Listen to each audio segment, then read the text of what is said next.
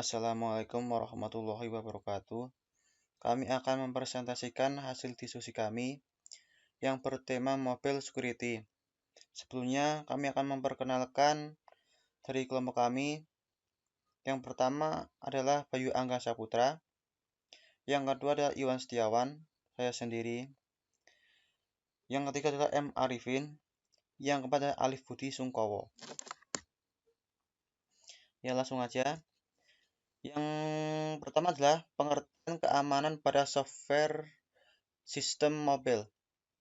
Keamanan sistem adalah sebuah sistem yang digunakan untuk mengamankan sebuah smartphone dari segala gangguan dan ancaman yang tidak diinginkan, keamanan data, informasi, dan hardware. Sedangkan mobile adalah sebuah benda yang berteknologi tinggi dan dapat bergerak tanpa menggunakan kabel. Yang kedua adalah berbagai ancaman keamanan mobile.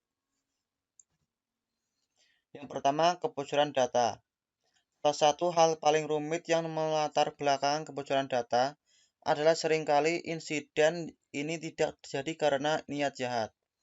Banyak kasus berawal dari kekeliruan dan ketidakpedulian pengguna dalam memberikan akses terhadap informasi dan hak lainnya kepada aplikasi mobile yang digunakan. Kedua, rekayasa sosial. Menurut laporan perusahaan keamanan FairEdge tahun 2018 maksud saya, 91% kejahatan digunakan di dunia maya berawal dari email. Laporan tersebut menyebutkan insiden jenis tersebut sebagai serangan tanpa malware, karena para pelakunya mengandalkan taktik berupa peniruan atau penjebakan korban untuk mengakses link berbahaya yang memancing pemberian informasi sensitif. Yang ketiga, gangguan Wi-Fi. Berdasarkan penelitian yang dilakukan Wendera, perangkat seluler perusahaan menggunakan Wi-Fi hampir 3 kali lipat dibandingkan penggunaan data seluler. Hampir seperempat perangkat perusahaan terhubung dengan jaringan Wi-Fi yang tidak aman, dan sebanyak 4% perangkat telah mengalami serangan man in the middle yang menyedap dengan mencegat komunikasi antara dua pihak. Ketiga, resiko keamanan perangkat mobile. Yang pertama, risiko fisik. Risiko fisik menjadi risiko yang paling mendasar dimiliki oleh perangkat mobile. Risiko fisik ini mulai dari akses seorang yang tidak berhak hingga risiko kehilangan. Akses oleh orang yang tidak berhak pada perangkat mobile dapat berupa seorang yang berpura-pura mengatakan ingin meminjam, melakukan telepon, atau mengirim SMS, atau perangkat yang digeletakkan tanpa ada pelindungan keylogg. Yang kedua, risiko data strong. Kekuatan komunitas laptop tentu tak sama dengan komunitas si ponsel. Saat ini program enkripsi data pada ponsel masih belum semantang program enkripsi pada laptop.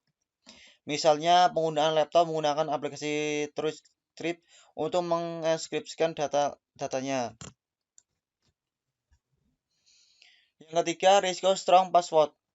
Katakanlah seorang pengguna aplikasi internet banking diharuskan memiliki password yang kuat, yaitu password dengan minimal panjang karakter 8 kombinasi huruf besar kecil, berikut dengan kombinasi numerik dan simbol. Password ini tentu akan dengan mudah diketik saat ia menggunakan keyboard laptop atau desktop.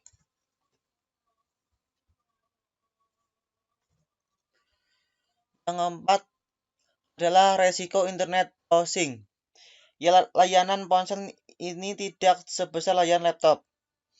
Jadi menampilkan URL secara lengkap pada ponsel dapat dikatakan nyaris tak bisa. Hal ini akan membuat serangan phishing semakin mudah. Pengguna tidak dapat selalu melihat URL yang diaksesnya.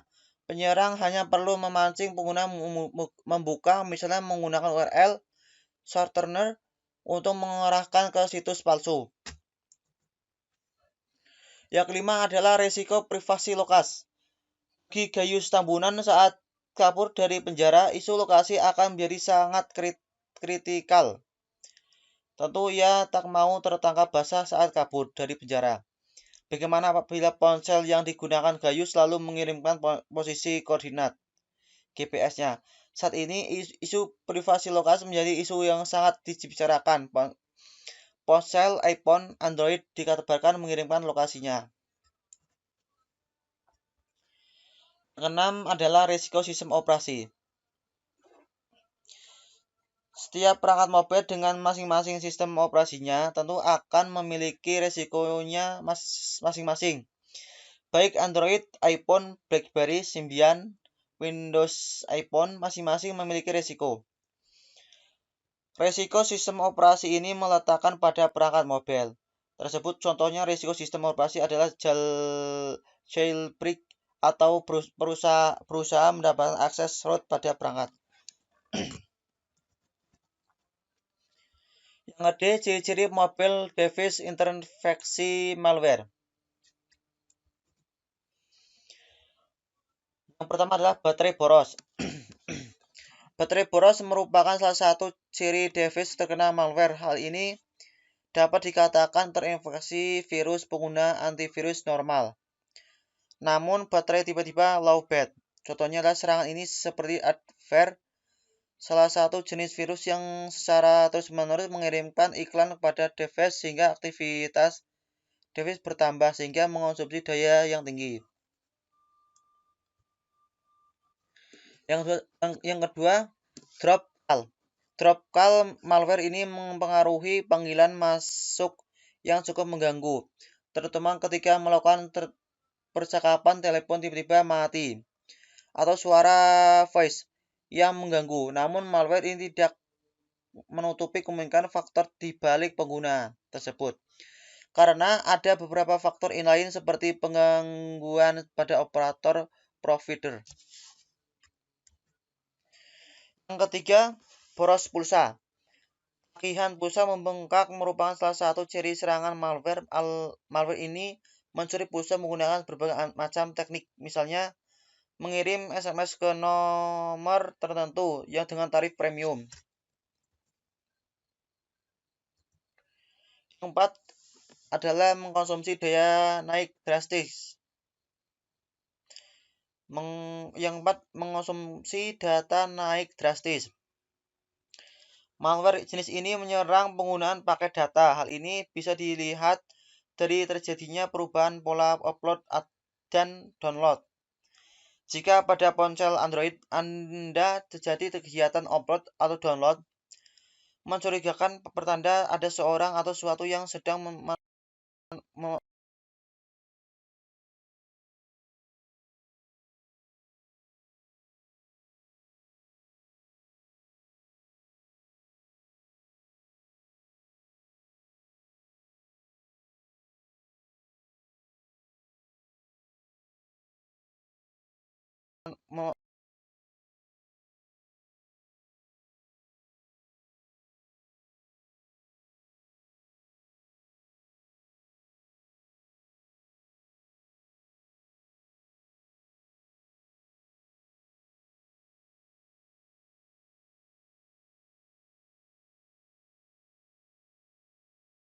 memanfaatkan koneksi internet perangkat Anda. Kelima, performa HP menurun. Menurut ini dapat membuat kinerja device menurun disebabkan karena program jahat ini sangat menguras source seperti memori dan terus-menerus memanfaatkan koneksi internet perangkat Anda. Menghindari serangan malware pada mobile. Kelima, performa HP menurun. Jangan sembarangan mengunduh aplikasi membuat Android. Kinerja device usahakan untuk karena program jahat penginstalan aplikasi lain sangat menguras source seperti memori dan terus-menerus. Selanjutnya, usahakan teliti ketika melakukan instalasi aplikasi. Selanjutnya, rekomendasi dari serangan malware pada mobile. Selanjutnya, jangan sembarangan mengunduh aplikasi Android. Usahakan untuk jangan sembarangan minimalisir penginstalan aplikasi lain atau di market user. Selanjutnya, usahakan teliti ketika melakukan instalasi antivirus untuk Android. Selanjutnya, rekomendasi dari berbagai sumber terpercaya. 360 jangan klik link yang dianggap mencurigakan. Yang 4, dan yang terakhir, jangan sembarangan mengaktifkan antivirus atau super user. Di Defender. Yang ketujuh, security aplikasi antivirus untuk Android. Master security space. Yang pertama, 9 ada antivirus free. 360 yang terakhir ada security out. Avira antivirus security. Ya, sekian yang 4 presentasi dari antivirus kelompok kami. Yang 5 bila ada banyak antivirus. Yang 6 kami mohon maaf. Wassalamualaikum warahmatullahi wabarakatuh. Yang ke-7 security master. Yang ke-8 master security space. 9 ada Kaspersky. Yang terakhir ada logout. Ya, sekian presentasi dari kelompok kami. Bila ada banyak keliruan, kami mohon maaf. Wassalamualaikum warahmatullahi wabarakatuh.